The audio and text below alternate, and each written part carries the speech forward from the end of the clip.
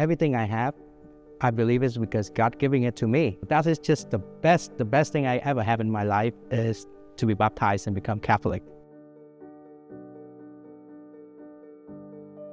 At the time I was born in Vietnam, it was tough if you are Catholic. My dad was a catechist, my mom also a catechist, but back then when the communists, they really don't want everybody to teach a catechist. They have to hide kids in my house and teach them secretly about the catechist. When I was decided to become a youth leader in a Vietnamese Youth Movement, a lot of friends around me say you cannot go to college because they don't like it, because they don't like that you are influence the youth, not the way the Communist Party wants. Just like imagine if you go to church but you're in the blacklist of the government because you're doing so. And when we go camping back then, the government would try to take the land that we're camping on, so they pull all the police force and get everyone who camping and learn about the gospel. They took all of us to the police station and we have to spend a night there. People might think everyone's so afraid, we're so worried, right? But the fact is we're so happy because we know we are getting that because we're living our faith.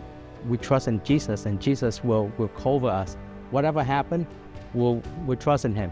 When I immigrant here, I never thought that I could do it again because the language barrier, but then God set my way and set my path straight. So since then, I am playing a vital role as a youth movement, at least in this city and in my community for more than 7 years. As you can see now, a lot of, especially Gen Z and kids, they don't want to go to church. All they want to do, they just want to get to Mass and they go home. They don't want to stay longer, even cannot wait for the Father to give the blessing.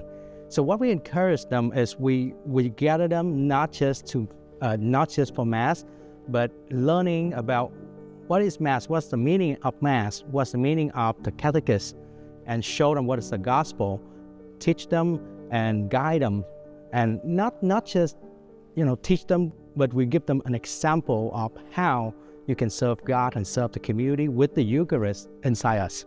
And Hoang, he was our president for a couple of years, and so I think that comes with a lot of responsibility, and since he has a family, he lives far away, so it's more of more barriers and challenges for him to continue doing his work here, but that hasn't stopped him. Yeah, in Philadelphia area alone, we have, not counting the youth leader, we have around more than 300 kids around the area. Each youth leader teaches a subgroup of the youth, and then Hoang teaches the kids that are 17 and 18.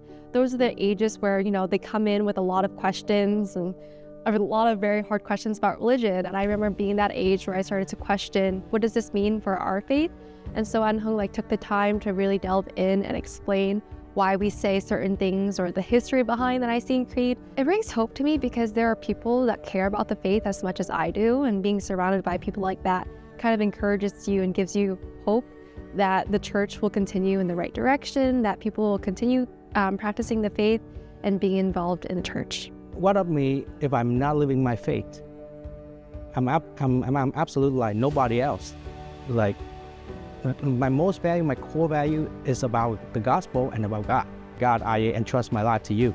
Whatever you want to do with me, go with it.